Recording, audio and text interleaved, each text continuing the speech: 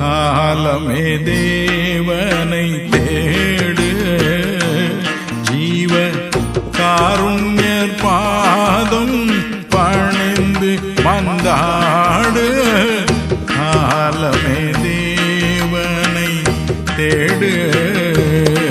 ஆண்டவராகிய இயேசு கிறிஸ்து நாமத்தினாலே உங்கள் யாவருக்கும் காலை வணக்கத்தை தெரிவித்துக் கொள்கிறேன். உங்களுக்கு கிருபையும் சமாதானமும் உண்டாவதாக. தூக்குள் பிரியமானவர்களே, இன்றைக்கு நாம் தியானிக்க வேண்டிய வசனம் என்னவென்றால் 1 பேதுரு 3ஆம் அதிகாரம் அதன் 9ஆம் வசனத்தின் பின்பாகம்.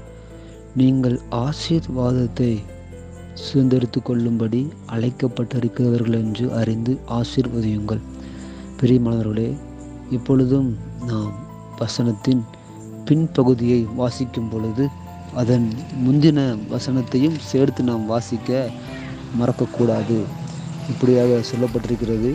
மேலும் நீங்கள் எல்லாரும் ஒருமனப்பட்டவர்களும். இன்றைக்கு ஆண்டவர் நம்மிடத்தில் எதிர்பார்க்கிற காரியம் நாம் ஒரு மனம் உள்ளவர்களாய் இருக்க வேண்டும். இரு மனம் உள்ளவர்களாக அல்ல, ஒரு மனம் நமக்குள் காணப்பட வேண்டும்.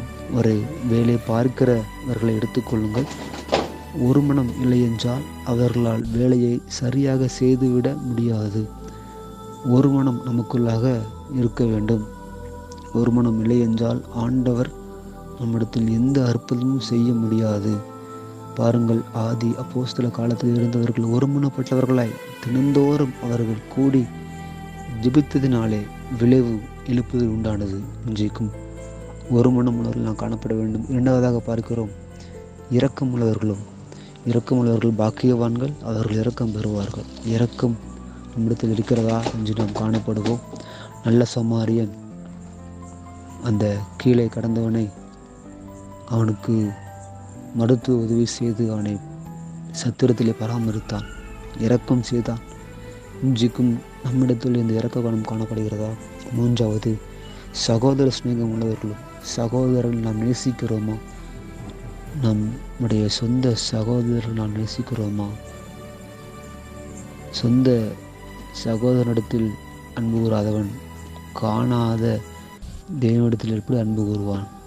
நம்முடைய அன்பு எப்படிப்பட்டதாக இருக்கிறது? இன்றைக்கு அன்னை தெரசா இப்படியாக சொல்கிறார், வெறுப்பது யாராக இருந்தாலும் நேசிப்பது நீங்களாக இருங்கள். இன்றைக்கு நம்முடைய சகோதர சிநேகம் எப்படிப்பட்டதாக இருக்கிறது? நான்காவது, மன உருக்கம் உள்ளவர்களும்.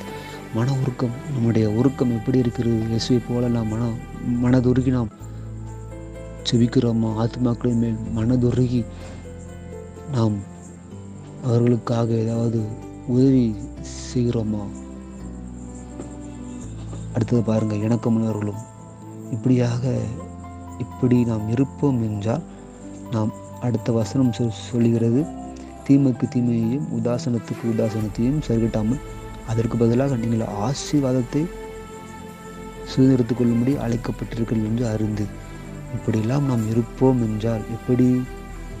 நாம் ஒருமனப்பட்டவர்களாய், இரக்கமுள்ளவர்களாய், சகோதர சிநேகம் உள்ளவர்களாய், மனவர்க்கம் உள்ளவர்களாய், இணக்கமுள்ளவர்களாய் இப்படி நாம் இருப்போம் என்றால் அப்பொழுதுதான் நம் ஆசீர்வாதத்தை சுதந்திரித்து கொள்ளும்படி அழைக்கப்பட்டவர்கள். இல்லாவிட்டால் நம்மால் இந்த ஆசீர்வாதத்தை சுதந்திரித்து கொள்ள முடியாது. அடுத்தபடியாக மற்றவர்களை ஆசீர்வதிக்க முடியாது. ஆகையால் கிறிஸ்துவுக்குள் பிரியமானவர்களே, நாம் ஆண்டவருடைய வசனத்தின்படியே வாழ அழைக்கப்பட்டிருக்கிறோம். இயேசுவை போல நாம் ஒரு மனமாய் இருப்போம். அவரை போல இரக்கமாய் இருப்போம். இயேசுவை போல எல்லாரையும் நேசிப்போம். அவரை போல மன உருக்கமுள்ளவர்களாக இருப்போம்.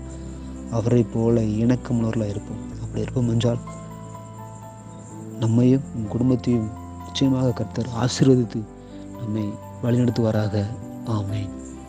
ஜெபம் செய்வோம். எங்களை நேசித்து வழிநடத்துகிற பரிசுத்த பிதாவே, இந்த நாளில் நாங்கள் கேட்ட வார்த்தையின்படி நாங்கள் ஒரு மனம் உள்ளவர்களாய், இரக்கமுள்ளவர்களாய், சகோதர சிநேகமுள்ளவர்களாய், ஆண்டவர்களே இணக்கமுள்ளவர்களாய், மன உருக்கமுள்ளவர்களாய் இருக்க நீர் எங்களுக்கு உதவி செய்யும். ஆண்டவரே, எங்களுடைய சுய பலத்தால் எங்களால் முடியாது. என்னை பலப்படுத்துகிற கிறிஸ்துவினாலே எல்லாவற்றையும் செய்ய எனக்கு பலனுண்டு என்று சொன்னீர். உம்முடைய பலத்தினாலே நாங்கள் எல்லாவற்றையும் செய்ய நீர் கிருபை தாரும். இந்த வார்த்தையை கேட்ட அனைவரையும் ஆசீர்வதியும் வழி நடத்தும். நீர் பெருகணும், நாங்கள் சிறுகணும். ஆண்டவரே, இயேசு நாமத்தில் ஜெபிக்கிறோம் எங்கள் ஜீவனில் நல்ல பிதாவே. ஆமென்.